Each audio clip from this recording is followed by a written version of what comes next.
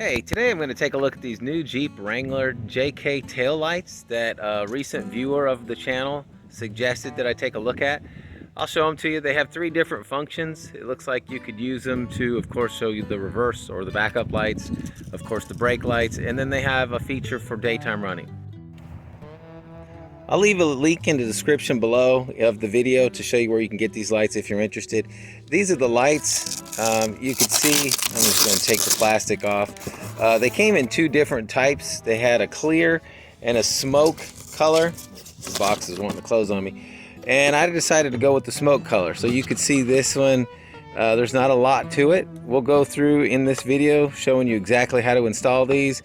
And we'll look to see how much brighter they are versus the OEM lights that I currently have on the Jeep. To do the installation of these taillights, you're really going to want two different screwdrivers. You're going to want a flathead, and you're also going to want a Phillips. A Phillips is the one you're going to use mostly. These are the parts that come with it. Now, I've already installed one light, so I'm just showing you what comes with one. So you're going to have two little nuts right here, two little screws, and that's to attach your resistor to this plate. You're also going to put these on the other end of the plate, and I'm going to show you that in the video. And then it comes with two screws to mount to the car, which is great. Make sure you also note on the lights they have an RH for the right hand side and they have an LH for the left hand side. Left hand side is your driver's side tail light and the right hand side is the passenger side. To get the original tail light off the car, you don't actually need to touch these two screws at all. All you have to do is go after these two inner screws. That's the only thing that's really holding it to the car. So I'm going to go ahead and start taking those off and I'll show you what that looks like. All right, you can see I've pretty much loosened both of these screws. I can pull them all the way out, but I don't want things to go flying. So what you want to do now is you just push this to the left side and then the whole thing comes out. And we could just set this down and now we can unplug everything. All right, so to get this connection disconnected, you want to push down with your thumb right here on this spot. And when you do that, you can pull the other side and they'll come out. All right, so once you disconnect the ties from the wire here, what you want to do is you want to take your resistor. This can get really hot. You want to mount it to this plate right here. And we do that by basically lining up the holes. You can see the holes are lined up. And then we're going to take these little tiny screws that came with it. And on the back side of each screw, you're going to put the nut.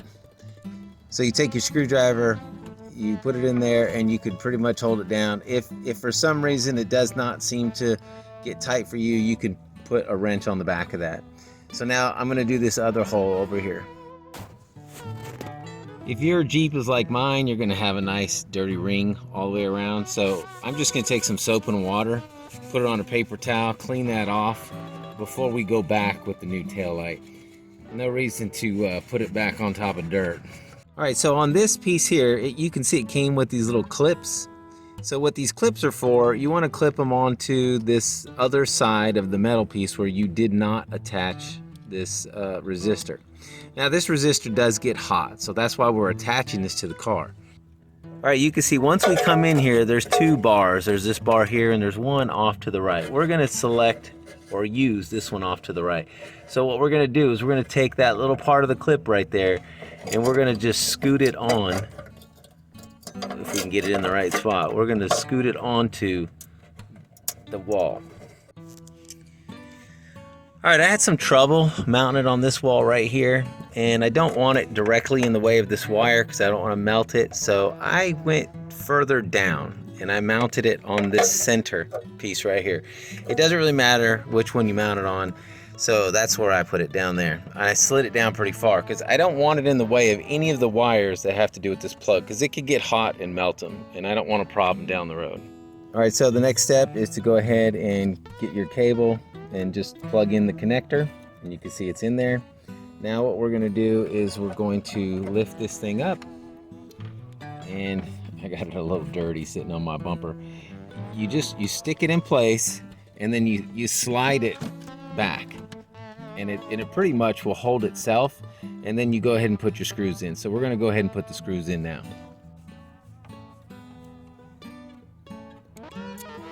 It's a good idea to just make the screws snug until you get both in the hole, because sometimes if you make it too tight, the other hole won't line up.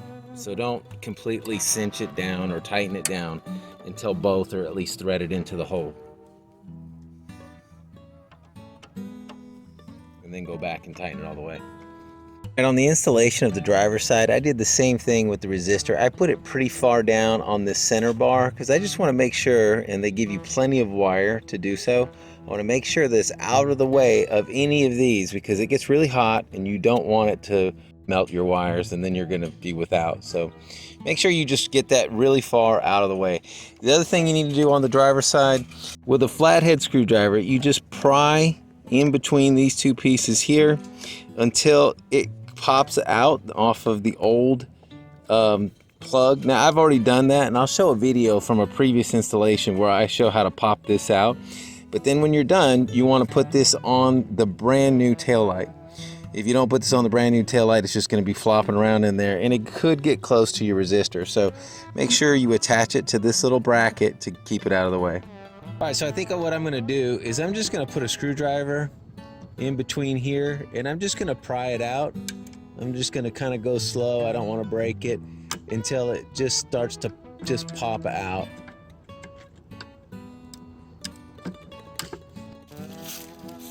That's the before.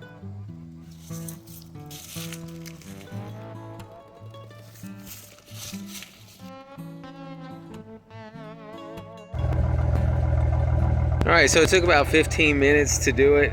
We're now in the dark showing what the new lights look like. That's what they look like up close. Go ahead and hit the brake. That's what they look like with the brakes. Up close, I'm gonna show that. All right, do backup. And that's what it looks like, oh my gosh, when you back up. Looks like the sun just hit me. So I think they're a lot brighter. And in my opinion, they look a little bit more modern. I kind of like it. When it does the turn signal, it flashes the whole thing. Thanks for watching. I hope this helped you. If it did, please give us a thumbs up, maybe even subscribe. Check out our other videos. Thanks.